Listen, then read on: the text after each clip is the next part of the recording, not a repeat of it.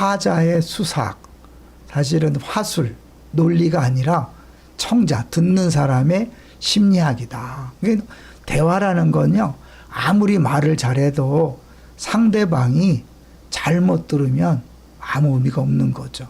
그런 의미에서 말투가 중요하다는 거죠. 말투가. 왜냐하면 내가 아무리 좋은 얘기를 해도 벌써 상대방이 내 말투 때문에 기분 나쁘면 안 듣는 거거든요. 그리고 자기 이야기를 하는 거죠.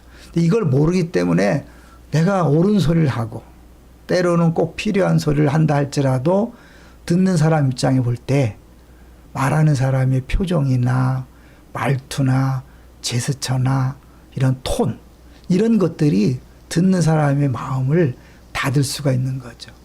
대화라는 자체가 나는 한마디 말을 하면 일단 그때부터는 내가 어찌할 수 있는 방법이 없잖아요. 전적으로 듣는 사람이 어떻게 듣는가에 따라서 그 말이 어떻게 열매를 맺는가가 좌우되잖아요.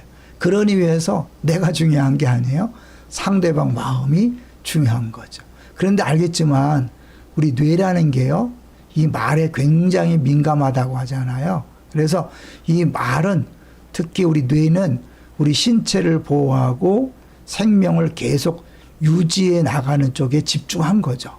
그래서 뇌에도 막 3가지 부분이 발달했다고 하거든요. 그러니까 딱 들어서 내가 공격받는다, 나를 지적한다, 나를 비난한다, 그러면 벌써 뇌가 반응하는 거죠. 듣지 않도록. 그리고 이제 막 말을 해도 내 입장을 설명하려고 하는 것에 뇌가 집중하는 거니까 이제 그때부터는 아무리 좋은 말을 오랜 시간 해도 소용이 없는 거죠. 그러니까 상대방의 마음이 중요하다는 걸 알고 가능하면 대화가요, 이런 상대방의 말을 들어주는 게 중요하다고 얘기하는 거죠.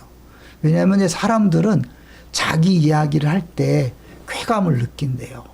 그래서 어떻게 하든지 말하고 싶어 하지 들으려고 하지 않는다는 거예요.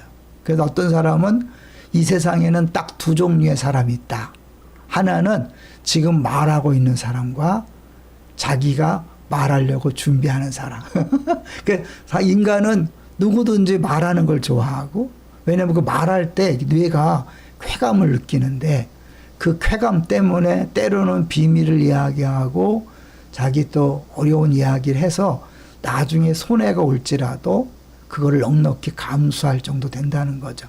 그런 의미에서 사실은 이제 이렇게 말하고 듣는 게 중요한데 우리 뇌는 서로 영향을 준다는 거죠. 그러니까 내가 말하는 걸 듣고 다른 사람들에게 영향을 주게 돼 있다는 거예요. 그러니까 서로 또 에너지가 상관관계가 있다는 거죠. 그러니까 내가 상대방에게 좋은 말을 하면 상대방이 이제 행복해질 뿐만 아니라 또 그 사람의 반응 때문에 내가 또 행복해지는 거죠. 이 그림을 하나 설명할게요. 이 뇌가 얼마나 중요한가는 많이 들었을 거예요. 어떤 말을 하냐에 따라서 이 말이 뇌 네트워크를 통해서 건강에 영향을 미친대요. 귀로 들으면 청각신경이 반응하고 그거를 뇌에서 축두엽에서 정보로 인식하고, 그 좀 어렵겠지만 변연계와 시상하부 같은 뇌 네트워크가 새 정보를 실제 상황으로 판단한다는 거죠. 그리고 세로토닌 같은 행복 호르몬을 분비하고 그것은 혈압과 맥박과 마음을 안정시키는 부교감 신경을 활성화한다는 거예요. 그러니까 말은 단순히 말이 아니라 뇌에 영향을 주고 뇌는 온 몸에 영향을 준다는 거죠. 그래서 이 뇌는 언어와 현실을 구분 못하기 때문에 내가 말하는 것을 있는 그대로 받아들여서 행복해 그러면 행복하다고 느끼는 거죠. 그리고 상대방에 대해서도 당신 제 좋다, 당신 때문에 내가 행복하다라고 하면 또 상대방은 그 말을 듣고 내가 반응해서 행복해지고 또 그 사람은 또 나에 대해서 좋은 피드백을 주는데, 사람은 자기를 아는 방법이 지난주에 얘기했죠. 내가 아는 게 아니라 다른 사람의 표정과 말투와 반응을 보고 내가 정말 좋은 사람인지 또 귀중한 존재인지 별로 존재 가치가 없는 존재인지 아는 거니까 내가 상대방에게 좋은 말을 해서 상대방이 기분 좋으면 그 사람의 표정과 말투에서 반응이 올 때 우린 그 반응을 보고 나를 또 보는 거잖아요. 그게 이 대화란 자체가 나뿐 아니라 상대방까지 같이 행복을 좌우하는 거란 말이에요. 그런데 이제 이런 책이 있잖아요. 왜 생각처럼 대화가 되지 않을까? 요거는 내가 말할 때와 그 사람이 들을 때 그 뇌가 서로 공조, 그죠? 서로 연결돼 있다는 거예요. 그래서 그 사람도 내 말을 듣고 자기 감정으로 반응하는 것이고 또 나는 그 사람의 감정으로 반응하는 모습을 보고 나 자신을 보는 거니까 그런 면에서 어떻게 하면 이제 이 대화를 통해서 성공적으로 살아갈 수 있을까?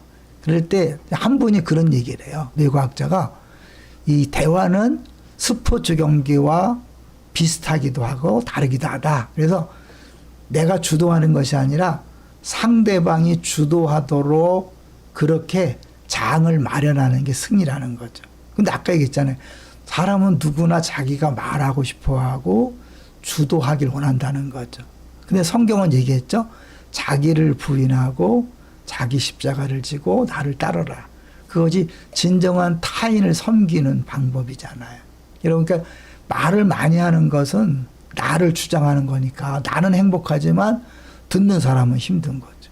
그리고 잘못 들을 수 있고 그러니까 가능하면 상대방이 말을 하도록 그리고 내가 좋은 반응을 보여서 그 사람도 행복하고 나도 행복하고 다 같이 행복한 그것이 중요한 거죠. 그래서 끊임없는 자기 주장을 하려고 하는데 그 자기 주장이 말을 많이 하고 그 말에 주도권을 쥐려고 하는 그래서 나타난다는 것. 제가 그 얘기를 들으면서 이 말을 통해서 우리가 예수님의 제자다운 모습을 가장 잘 보여줄 수 있겠다. 어떤 거예요?